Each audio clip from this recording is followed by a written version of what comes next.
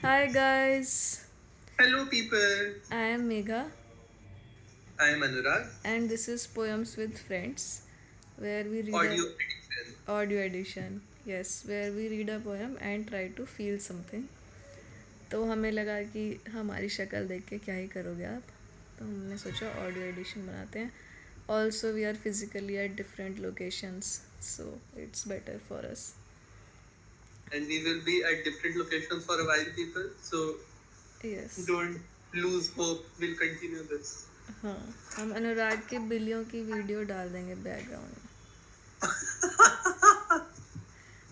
ठीक है, तो आज की पोएम है theory of memory by Louise Gluck. Louise Gluck की पहले भी हमने एक पोएम करी है, violet violet bathing suit, purple bathing suit. Oh, purple bathing suit. That is the same poet. Yes. Wow.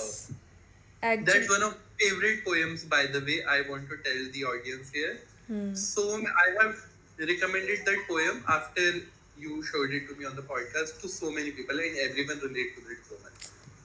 I think actually मैं भी थोड़ा सा उस मामले में वो हूँ कि मतलब पोएट का नाम देख के आई देन रीड द पोएम. मतलब कभी कभी ऐसा होता है ना कि आप स्क्रॉल कर रहे होते हो पोएम्स या देख रहे होते हो, मन नहीं करता आपका पढ़ने का, but then you see Louise Gluck's name and then you are like oh, इसको तो पढ़ना चाहिए.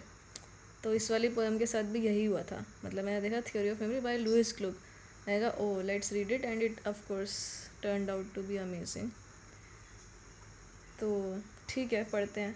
Theory of memory by Louise Gluck. You want to read Anurag? Yes. This is a running sort of poem, so I think I'm slightly struggling with the pauses, but I'll try. Long, long ago, before I was a tormented artist, afflicted with longing yet incapable of forming durable attachments, long before this, I was a glorious ruler uniting all of a divided country.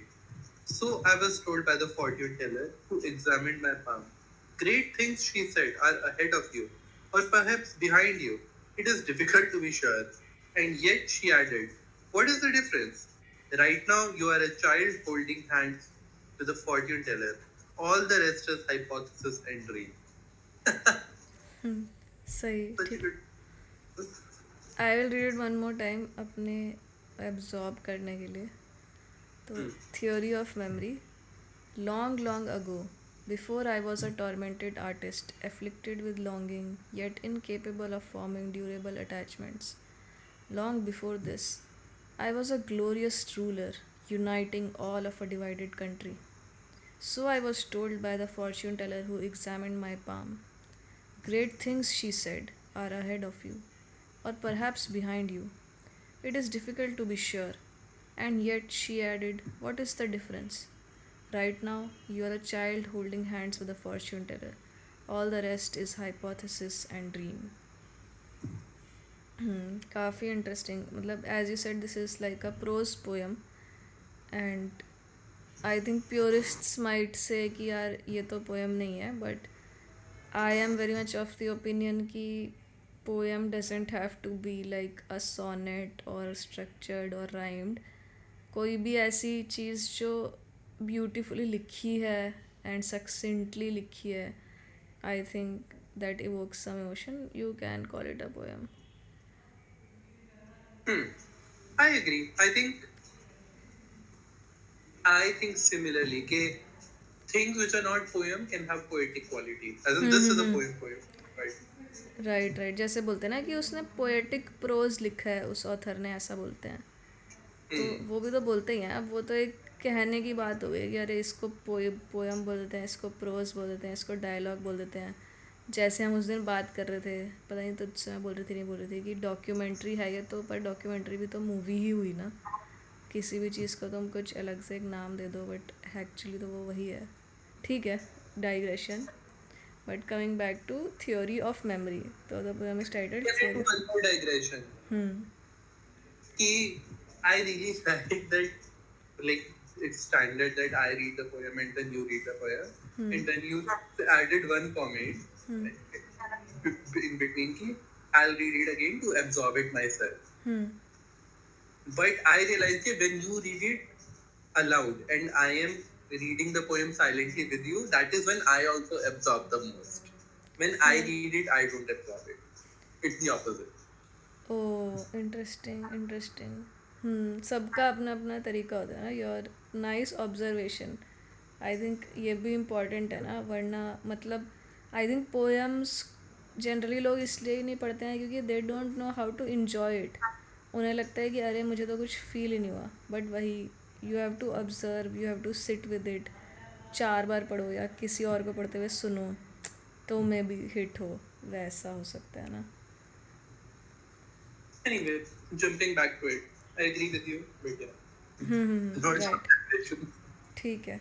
तो theory of memory is the title of the poem and it is about एक बंदी है, let's say जो भी author है, she is telling a instance और an incident जिसमें she went to a fortune teller and the fortune teller told her कि तुम पिछले जन्म में वो थे, रूलर थे, कोई डिवाइडेड करना, glorious ruler, you are a glorious ruler.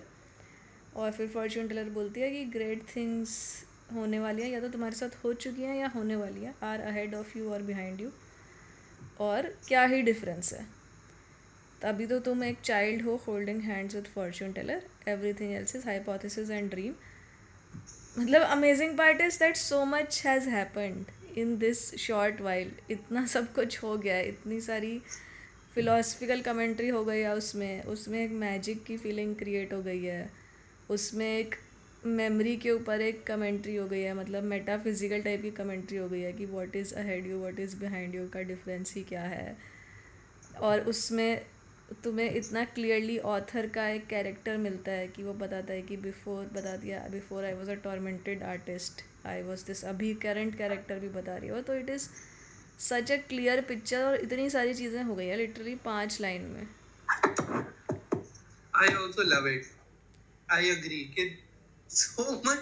I am not able to, like, she builds up well. Ki Okay.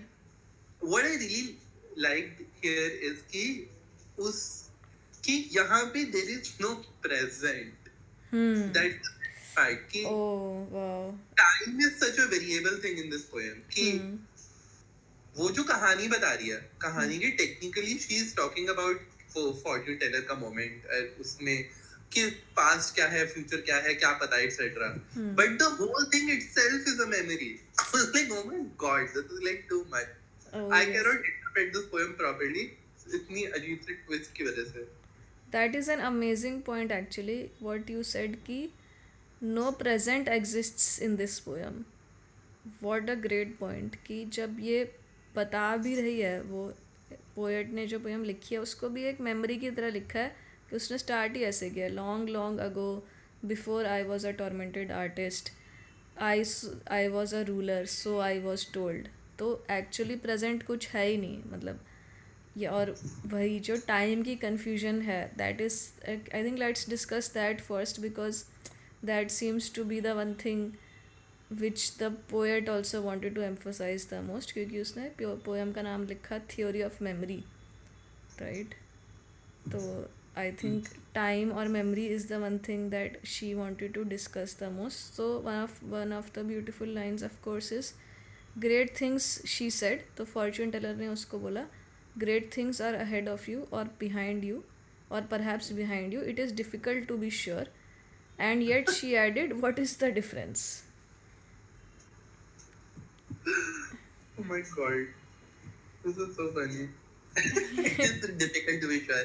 तुम्हारी शक्ल पे नहीं लिखा. आगे होगी तो ये नहीं भी हो सकती, पता नहीं. या तो हो गई तुम्हारे साथ बहुत अच्छी चीज़ें या फिर होने वाली हैं.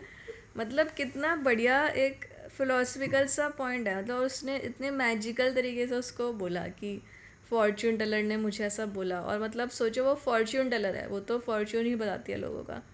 तो I love the magic of this. जैसे आई थिंक जैसे मैंने पहले भी किसी एक एपिसोड में बोला होगा कि मुझे फ़िलासफ़ी बहुत पसंद है, but philosophy at one point becomes dry.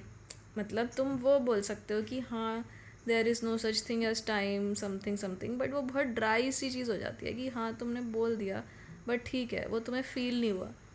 What I love about poetry is कि पोएट्री में तुम फिलॉसफी मार सकते हो इमोशंस और ब्यूटी के साथ। तो इसमें उसने ये फिलॉसफी मार दी कि टाइम का तो क्या ही मतलब है, और इतनी मैजिकली उसने मतलब एक मैजिकल मोमेंट में उसको एक ऐसे जड़ सा दिया हीरे टाइप, कि एक मैजिकल मोमेंट, जैसे मान लो हैरी पॉटर की मूवी है, हैरी पॉटर की मूवी में कोई एक फिलोसफिकल लाइन रहेगी तो वो तुम्हें याद रहेगी ना, क्योंकि वो एक मैजिकल मोमेंट में वो एम्बेड सी हो गई वो चीज़। तो वो मुझे काफ़ी सही लगता है कि ग्रेट, एक फॉर्च्यून टेलर मैं इमेजिन कर पा रही हूँ जो बोल रही है कि great things she said are ahead of you और perhaps behind you, it is difficult to be sure and yet what is the difference. मतलब wow. But that's true. What there is a difference. Like, is there no difference? Okay, this is. Oh, okay. Okay, is she saying what is the difference as a literal? Okay, there is no difference, or is she saying okay, what is the difference in trying to be sure? हाँ, what is the difference between past and future is what I think she is saying. ये मुझे इससे उस चीज़ का remind होता है। मेरे को एक बार मेरे भाई ने बताया था कि वो सिद्धार्थ बुक पढ़ रहा था, तो उसमें लिखा था कि time is like a river और as past present and future everything is happening at the same time. तो उसने मतलब मेरे भाई ने यही बोला कि उसमें ये लिखा तो था जो कि मुझे इंटेलेक्चुअली समझ आ गया, पर यह मुझे फील नहीं हुआ कि ऐसा कैसे पॉसिबल हो सकता है। तो मुझे वो चीज़ लगी कि उसने बोला कि या तो तुम्हारे साथ बहुत ग्रेट थिंग्स हो चुकी हैं या होने वाली हैं, व्हाट इज़ द डिफरेंस। मतलब वो एक ही है, पास्ट और फ्यूचर एक ही है। ऐसा लगा मुझे, साइकिल की तरह है वो। Hmm.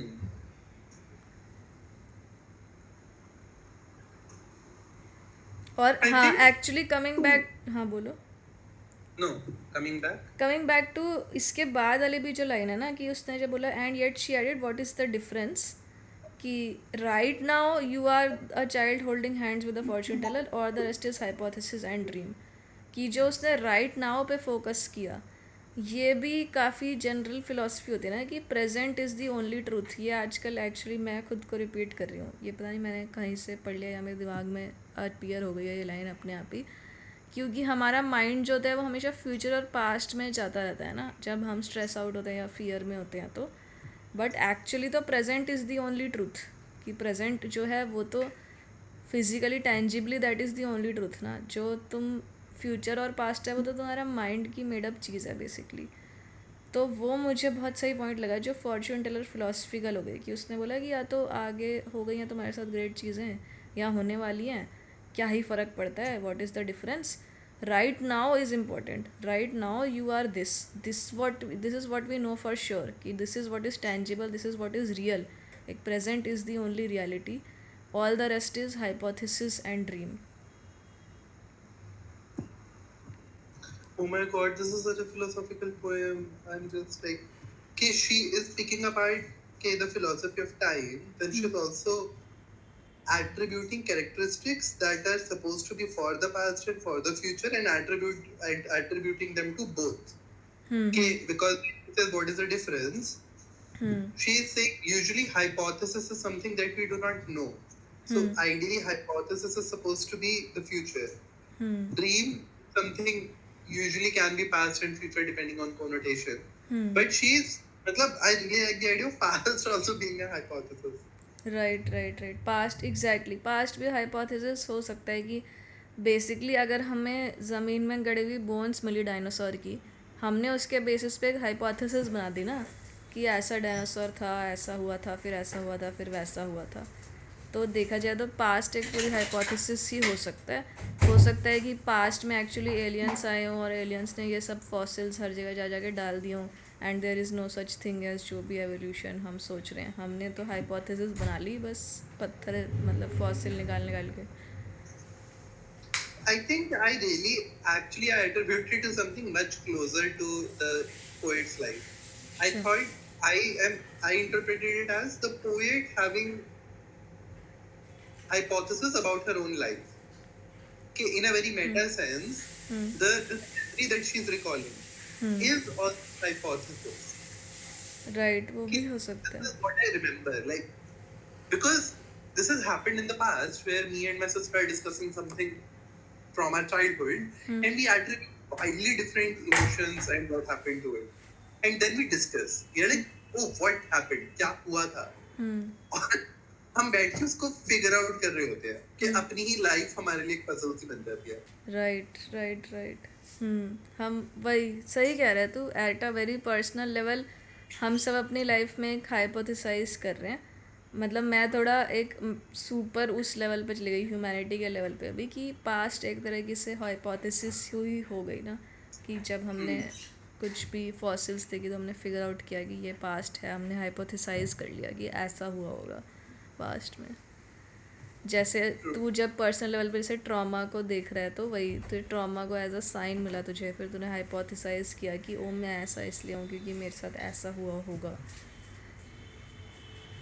Makes sense. सही. ठीक है. ये तो हो गई थ्योरी ऑफ मेमोरी. मेनली जो उसने ऑथर ने डिस्कस करी कि पास्ट और फ्यूचर तो हाइपोथेसिस और ड्रीम है. Right now you are a child holding hands with a fortune teller. Coming to the first 2 lines of the poem which are also great. एक second. Sorry.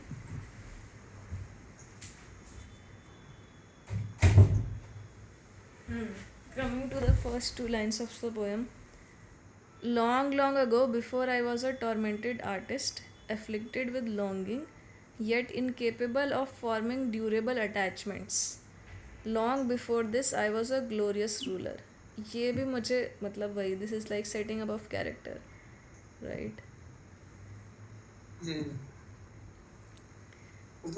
So what do you feel about this? I'm very curious because the poem is like 4 or 5 lines. But what do you feel when you read these 2-3 statements? Actually मेरे को if I remember कि the first line itself pulled me in. कि होता है ना कि मतलब starting की 2-3 लाइन्स अगर बोरिंग होती है तो हो सकता है कि I would not have read it till the end. कि आप कोई चीज़ पढ़ना शुरू करते हो स्पेशली पोएम पढ़ना शुरू करते हो तो स्टार्टिंग से you should be pulled in. तो वो मुझे बहुत सही लगा क्योंकि मतलब it is not a very flowery description of someone कि long long ago before I was a traveller. मतलब यह बहुत ही एक शैलो डिस्क्रिप्शन नहीं है. She goes dives into the deep end. She is like before I was a tormented artist afflicted with longing yet incapable of forming durable attachments. मुझे तो वहीं कनेक्शन फील हो गया. मैंने कहा कि हाँ afflicted with longing तो मैं भी हूँ. मुझसे भी नहीं बन पाती ड्यूरेबल अटैचमेंट. तो मैंने कहा ओ फिर क्या हुआ इस इंसान के साथ कि एक कैरेक्टर उसने इस्टेब्लिश कर दिया पूरा का पूरा. एक बहुत ही मतलब डीप सी चीज़ बता के कैरेक्टर के बारे में. ये नहीं कि कैरेक्टर के बाल ब्राउन है या जो भी है राइटर है वो best before I was a best selling author. एक बहुत ही उसने ह्यूमन चीज़ बेसिकली बता दी उस कैरेक्टर के बारे में. तो now you are already attached. You are already care about the character कि अच्छा क्या हुआ इस कैरेक्टर के साथ.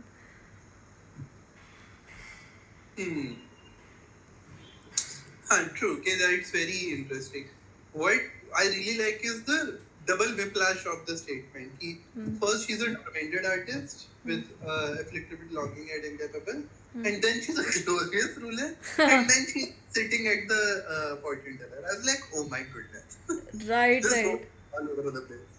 हाँ बहुत कुछ हो गया. मतलब इतनी सारी इमेजेस बन गई 5 लाइन में. ग्लोरियस रूलर हो गई, फिर वो चाइल्ड हो गई. एक्चुअली वही एक तरीके से 3 इमेजेस बन रही हैं विच यू आर राइट कि टॉर्मेंटेड आर्टिस्ट की एक इमेज है, ग्लोरियस रूलर की एक इमेज है और चाइल्ड की एक इमेज है.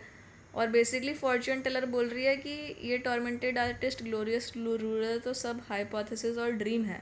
अभी तो तुम चाइल्ड हो. मतलब अभी इस मोमेंट में तो तुम चाइल्ड ही हो. इवन टॉर्मेंटेड आर्टिस्ट भी नहीं हो इस मोमेंट में तो तुम basically. You are still forming. हाँ मतलब इस To me, a child is more metaphorical. Child to me acts as the 4th image. Because in the first 3 lines, I do not think of her as a child. Because child is like this person who does not know anything, trying a lot of things, figuring out the world. नहीं I don't see her as a child in general. I am saying कि मुझे वो present की I think maybe this is something that I am personally thinking about a lot these days. So I always project my feelings onto the poem. तो मुझे वो बहुत सही लग रहा है कि प्रेजेंट, जैसे मुझे भी ऐसा लगता है कि मान लो कि मैं खुद को बोलूँ कि अरे मैं तो राइटर हूँ, मैं तो कोडर हूँ, मैं ये हूँ वो हूँ, बट वो सब वही मेरी माइंड की एक कल वो है, फॉर्मेशन है, वो एक आइडेंटिटी जो मेरी है वो मेरे माइंड ने बनाई है कि भाई तुम राइटर हो, तुम ये हो। इन द प्रेजेंट मोमेंट जो मैं हूँ, मतलब मैं वही हूँ ना।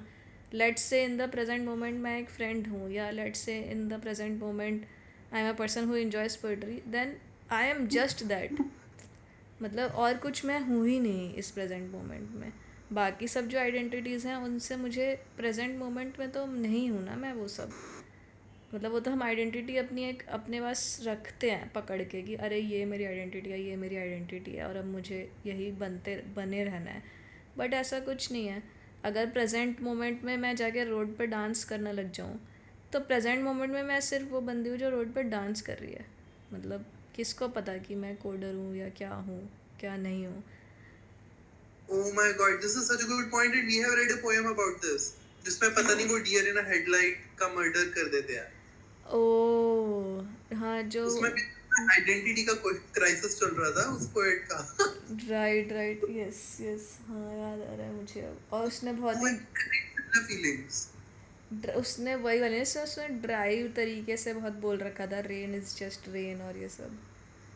हाँ कि एग्जैक्टली हाँ. राइट। और एक्चुअली हाँ, ये बोलते हुए मुझे जो तूने पहला पॉइंट बोला, long long ago before I was a tormented artist, मैं वो क्रोनोलॉजी, इसकी हम क्रोनोलॉजी सेट कर सकते हैं क्या कि chronology as in long long ago before I was a, अच्छा ठीक है, long long ago before I was a tormented artist I was a glorious ruler. ठीक है, ओ आई थॉट, मुझे लगा कि वो फॉर्च्यून टेलर के पास कब गई, मतलब वो बीच में कहीं गई, फिर फॉर्च्यून टेलर ने उसको बोला कि तुम पहले कुछ थे। मतलब उसने लिखा ऐसे है ना, उसने लिखा जैसे long long ago before I was a tormented artist से उसने स्टार्ट किया है। तो मुझे एक सेकेंड के लिए कन्फ्यूजन हो गई कि फॉर्च्यून टेलर के पास भी वो लॉन्ग लॉन्ग अगो गई थी ऐसा। तो बहुत कंफ्यूजिंग तरीका है, मतलब आई थिंक वो जानबूझ के कंफ्यूज किया है उसने। हाँ जानबूझ के कर रही है क्योंकि इतनी सही पोयम है यार ये. मतलब सही है क्योंकि दिस इज सो कंफ्यूजिंग नहीं है पोयम. अगर तुम इसको पढ़ लोगे तो दूसरी रीड में समझ आ जाएगी. बट हाँ, that confusion creates an effect. That's right such a right. Good point कि ये फॉर्च्यून टेलर स्टोरी बता रहा था, इम्पैक्ट कितना कम हो जाएगा. She's saying before I was a tormented artist, I was uniting countries. I'm like, हैं? ये क्या थी? ये मतलब कितना weird है. और उसके बाद she's like, हाँ फॉर्च्यून टेलर कर रही थी सब. हाँ एक्चुअली वही स्टोरी, मतलब पोएम में मुझे लगता है कि actually poem is the most difficult thing to write, क्योंकि पोएम में तुम्हारी सारी skills as a story teller बाहर आ जाती है। मतलब it is out in the open की होता है ना, कि एक तो 5 ही लाइन है अपनी एक स्टोरी बताने के लिए।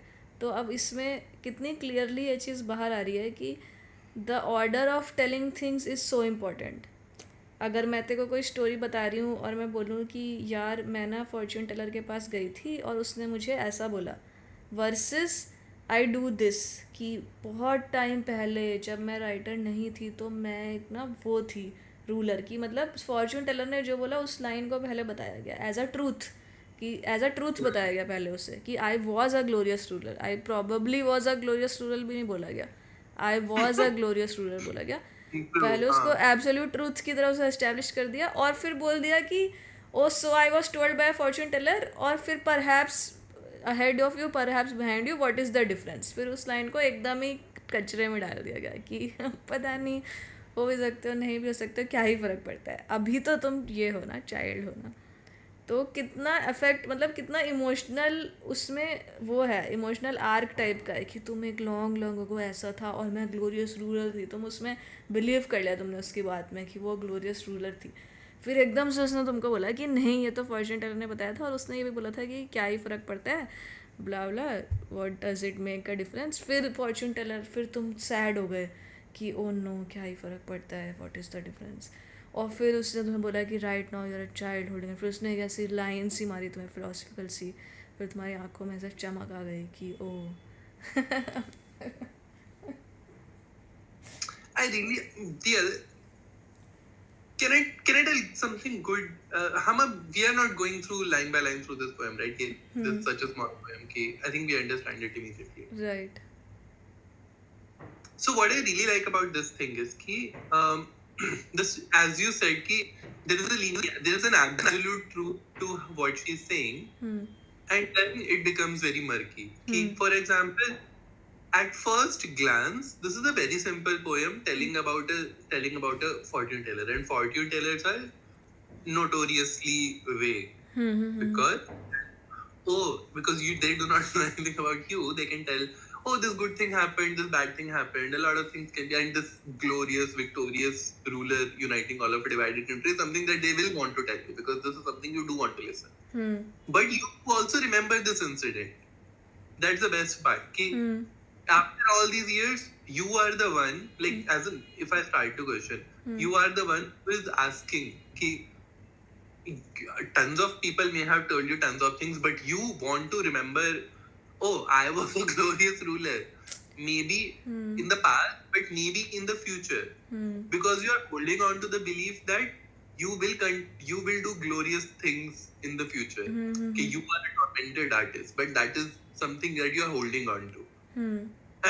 And then you are going into this part where you are questioning yourself. Okay, and yet she added, okay, fortune teller added, but then what she right now you are just a child holding hands with a fortune teller. You are not like you like palm reading is not holding hands, but okay, you are like you are clinging onto this notion of ki I do not know anything.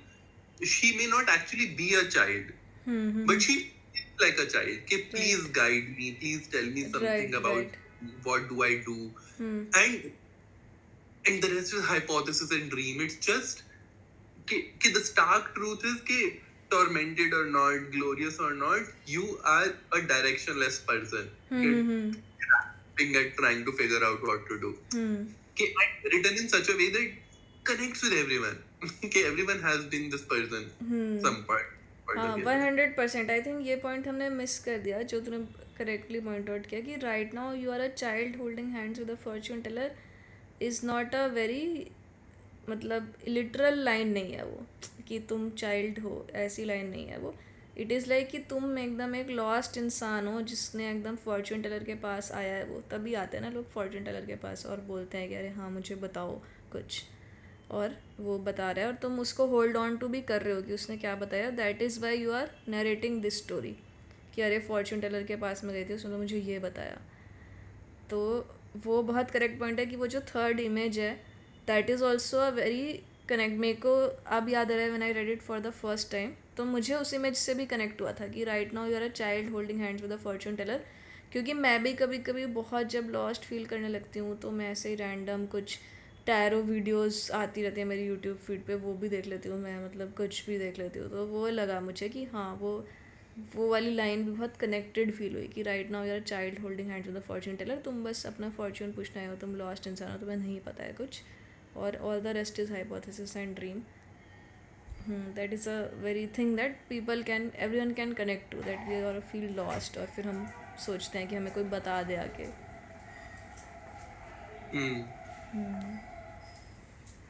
सही, ठीक है. और कुछ पढ़ना, हम फिर से एक बार पढ़ते हैं इसको. ठीक है. Theory of Memory by Louis Gluck. Long, long ago, before I was a tormented artist, afflicted with longing yet incapable of forming durable attachments, long before this, I was a glorious ruler, uniting all of a divided country. So I was told by the fortune teller who examined my palm. Great things, she said, are ahead of you, or perhaps behind you. It is difficult to be sure. And yet, she added, what is the difference? Right now, you are a child holding hands with a fortune teller. All the rest is hypothesis and dream. Nice. Actually पढ़ते हुए मुझे एक और चीज़ realise हुई कि Fortune teller ने उसको Fortune तो नहीं बताया है, उसको सेल्फ अवेयरनेस दे दिया थोड़ी सी. हाँ कि the poet is so funny यार, the poet is so funny कि कि long before I was the tormented like that is how I'm reading it कि whatever I'm wrong I was a glorious ruler, you know. हाँ, और अगर हम देखें तो फर्स्ट टू लाइंस में वो इतनी सारी एडजेक्टिव्स वगैरह यूज़ कर रही है, tormented artist, afflicted with longing, एक उसने अपना पूरा बताया है कि वो बताने की कोशिश कर रही है कि देखो मैं कितनी सेल्फ अवेयर हूँ, मैं तो टॉर्मेंटेड आर्टिस्ट थी, एफ्लिक्टेड विद लॉन्गिंग ये सब हूँ, और ग्लोरियस रूलर इज़ अ जो कि एक आइडेंटिटी हो गई। पर फॉर्चून टेलर ने उसको बोला कि नहीं तुम ये सब नहीं हो, तुम बेसिकली एक लॉस्ट इंसान हो जो फॉर्चून टेलर के पास आया है। And I really like the diss. I like the stance of the teller. Ki, I think I told this earlier, but I didn't tell it how funny I found. Like I genuinely found it very funny. Ki, great things she said are ahead of you, and this is me adding a visual image that I don't think the poet wanted. Ki, or perhaps behind you. Difficult to be sure. Ki, पता नहीं ऐसा लग नहीं रहा तुम्हें देख के कि यू कैन बी ग्लोरियस अच्छा फॉर्चून टेलर इज लाइक कि हाँ hedging your पता bets. नहीं, हो सकता है कि हो ही गई जो तुम्हारे साथ अच्छी होनी थी, अब कुछ नहीं होगा तुम्हारा। वो भी पुरानी लाइफ में not even now. I can imagine the fortune teller as a very you know ऐसे थोड़ी डिस मारने वाली old lady with bony hands. Same.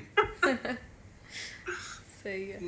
And the poet is also funny, to be honest. To say कि I was a tormented artist, afflicted with longing yet incapable of forming durable attachments.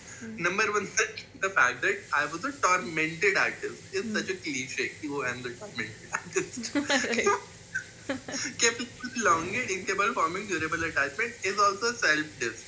Right. I really like this author. Like when you said the purple bathing suit, already my image was very high for this poem. I was like, yeah, she'll be very funny, and she is. ठीक है, so Louise Gluck is one of our favourites now. Yes. Whenever we want a funny poem, we need to go to Louis Glück. ठीक है, okay guys, that was all for this week. Let us know अगर आपके कोई favourite poet है जो हमने cover ना की हो, और हम कर सकते हैं ट्राई। Yep. ठीक है, see you next time then. Bye bye. Bye.